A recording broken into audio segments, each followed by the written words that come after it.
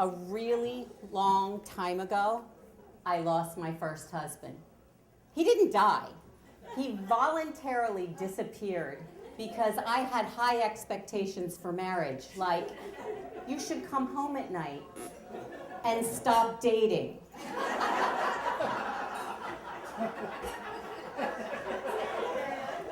So I did what every woman who wants revenge or is scorned might do. I went to law school. I was broke, and so I researched and found the least expensive law school I could find, the University of South Carolina. Now, back then, I wasn't much into college sports. I didn't know the difference between a North Carolina Tar Heel and a Villanova Wildcat. But my sports enlightenment was going to come very soon.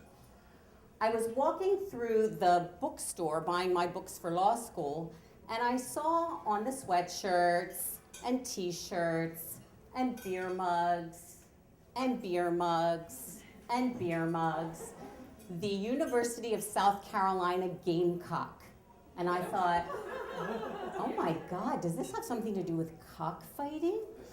Because I never lived in the South before. I round the corner and there is a huge table of bikini underpants. And emblazoned on every single pair of these beautiful, pretty little panties is what I think might be the school motto. And this is what it says. You can't lick our cocks. Oh dear God. What have I gotten myself into? But I persevered in the great state of South Carolina. I moved into a less than stellar duplex. I embraced my roommate's really cheap vegetarian lifestyle, and I drank Riunite wine for 3 very long years. But I did allow myself one luxury, and that was a really good pair of shoes, because I walked everywhere, and I wanted shoes that would last me for 3 years. And I bought these adorable Bass Weejuns.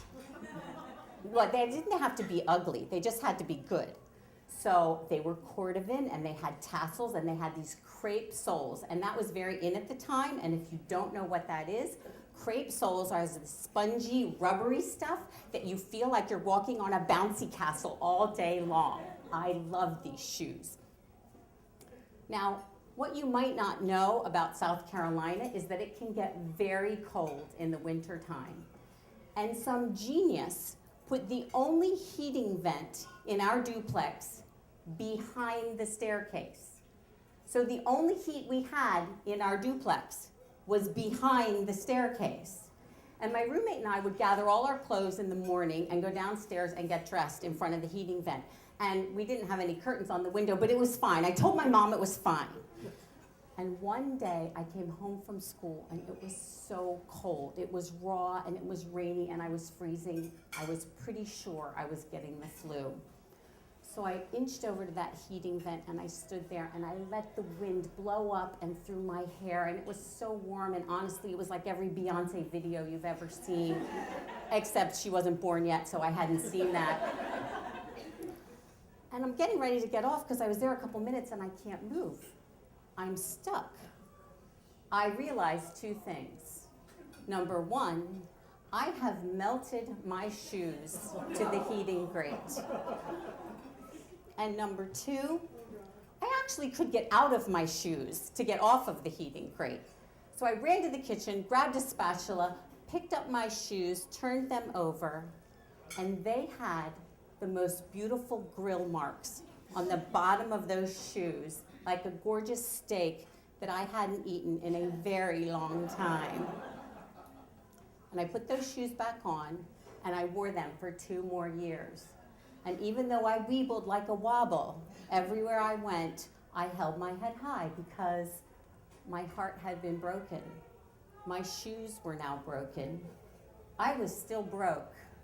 But I was a gamecock now, and I could not be licked.